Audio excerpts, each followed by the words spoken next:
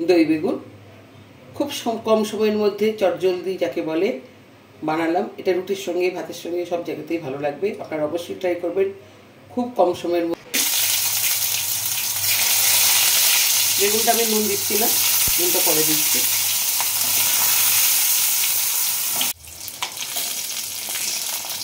গ্যাসটা একটু উঠে দিচ্ছি।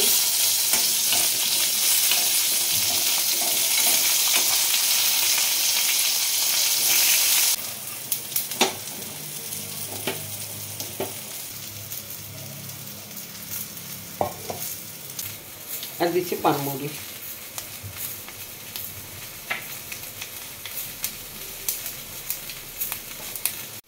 এবার এই দইয়ের মধ্যে তরকাটা দিয়ে দেবো।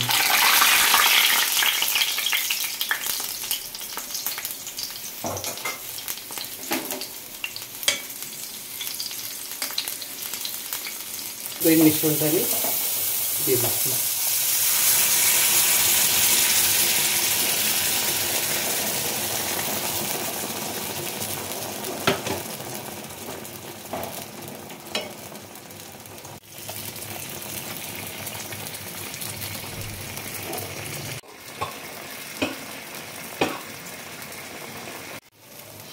দই বেগুনের রেসিপিটা আমার হয়ে গেছে। এবার আমি একটা পাত্রে ঢেলে দিচ্ছি।